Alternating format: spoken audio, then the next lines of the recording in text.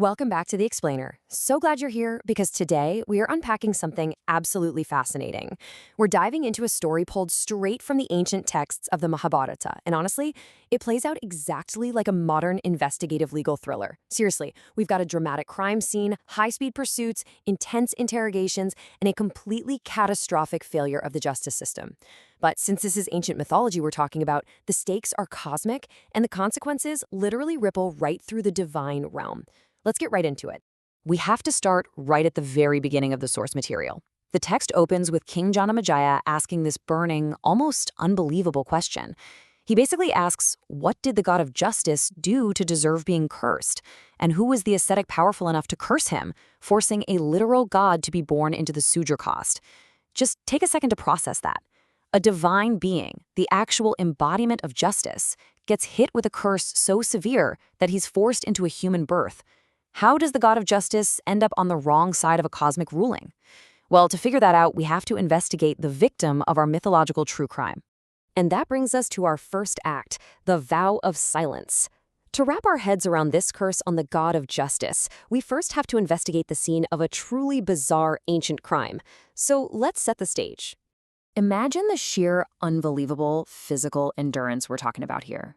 The source introduces us to a Brahmana named Mandavya. Now, he wasn't just casually sitting under a tree.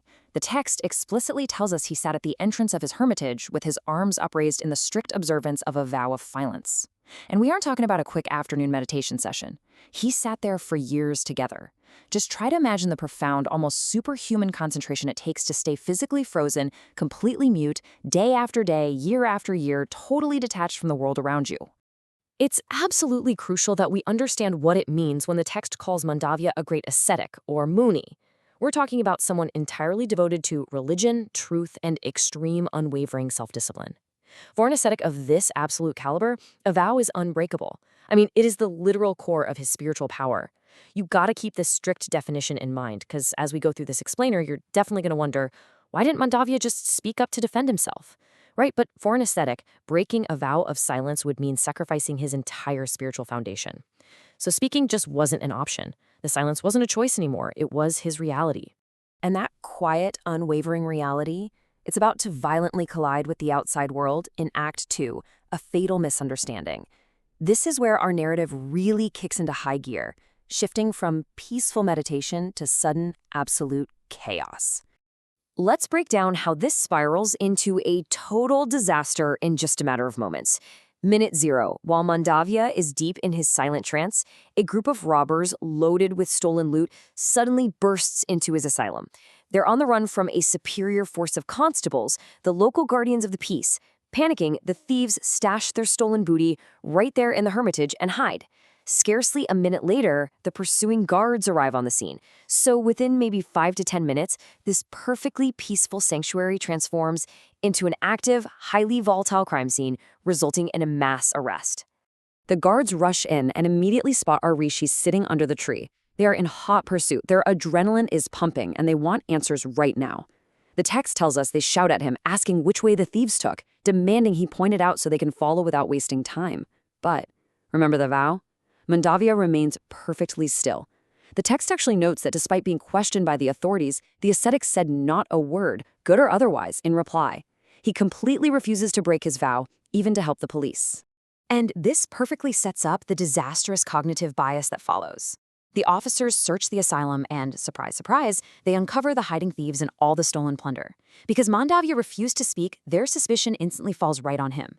Instead of seeing a virtuous Rishi strictly observing a holy vow, the authorities just see a guy refusing to cooperate, standing practically right on top of stolen goods and a gang of thieves. They immediately leap to a catastrophic conclusion. They seize him right along with the robbers and drag the whole group before the king.